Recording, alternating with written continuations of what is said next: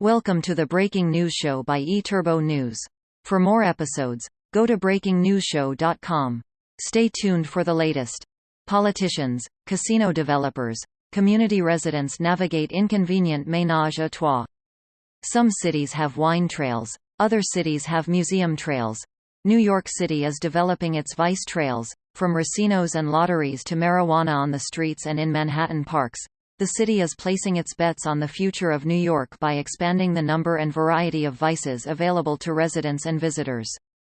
Politics has encouraged the extension of vice in the city. The mayor of New York, Eric Adams, has stated he favors two locations, and New York's governor, Kathy Hochul, is expected to play a significant role in the approval process, despite her claim to remain outside the bidding process. It is important to note that the governor holds effective control over the New York State Gaming Commission, the entity responsible for overseeing the casino application process.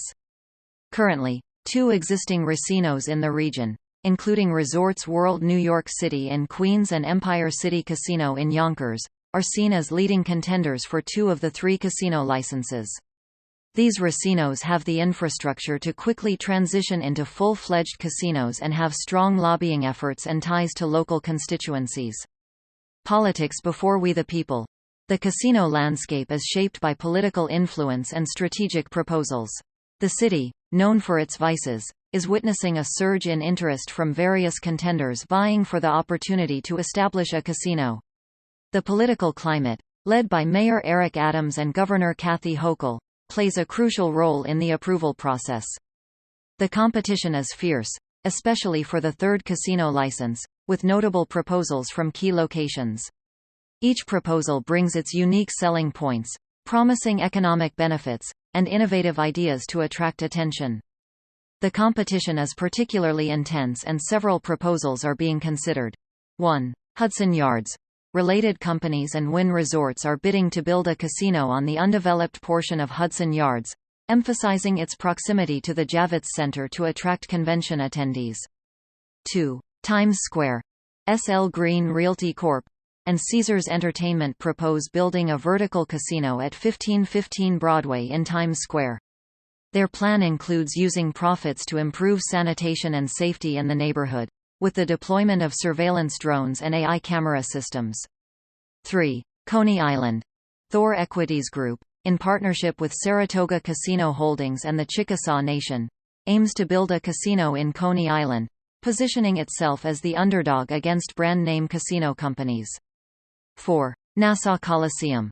Las Vegas Sands plans to purchase the lease of the Nassau Veterans Memorial Coliseum on Long Island, envisioning a massive casino and hospitality complex with luxury amenities.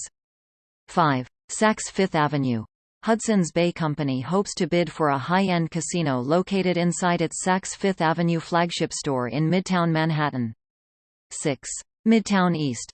The Soloviev Group and Mohegan plan a casino near the United Nations headquarters, with potential additions like a museum dedicated to democracy and a mostly underground casino to accommodate public green space. 7. Midtown West. Larry Silverstein proposes mixed-use high-rise towers at 11th Avenue and 41st Street that would house a casino at the base, partnering with Vache Manukian, owner of Parks Casino. 8. Willets Point.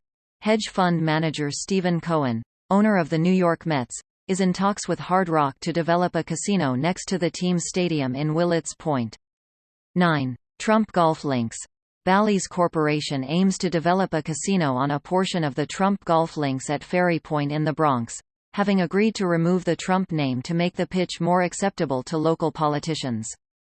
State Senator Joseph Addabbo expresses optimism, viewing 2024 as the potential year for the casino boom, citing the need for revenue and the untapped potential of dormant licenses. However, Senator Liz Krueger offers a contrasting perspective, emphasizing concerns about exaggerated job and revenue estimates and questioning the necessity of a casino in Manhattan. The bureaucratic process is already underway, with Mayor Adams attempting to streamline it by proposing a rule that would allow casinos to bypass the typical public review process. This move, however, faces resistance from community boards, as seen in the unanimous opposition from Manhattan Community Board 4's Land Use Committee.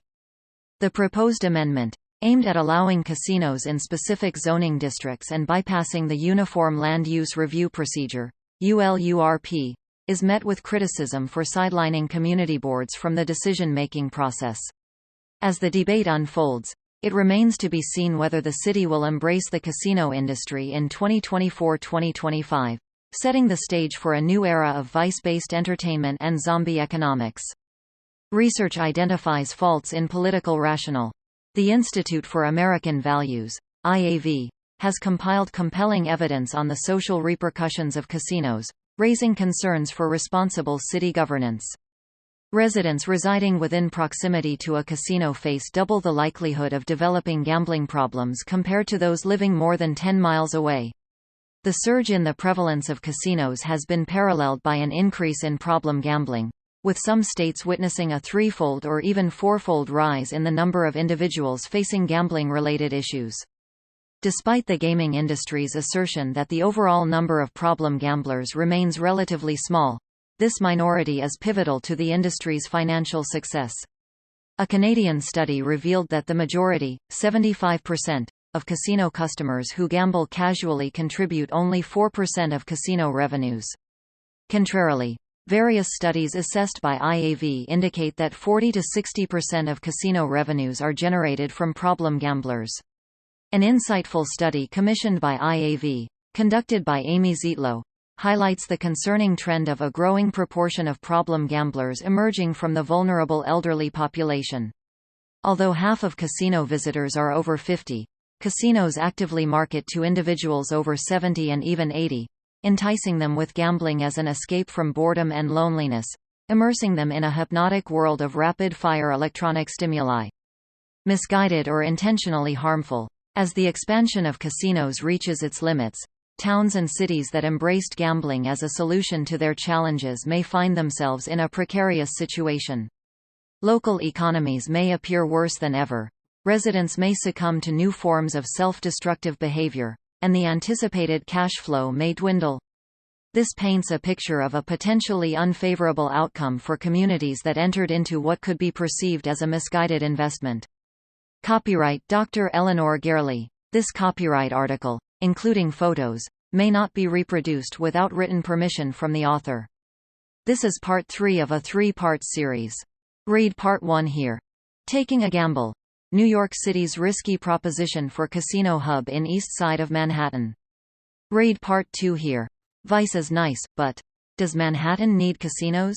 Thank you for listening. Watch and listen to more episodes on breakingnewsshow.com.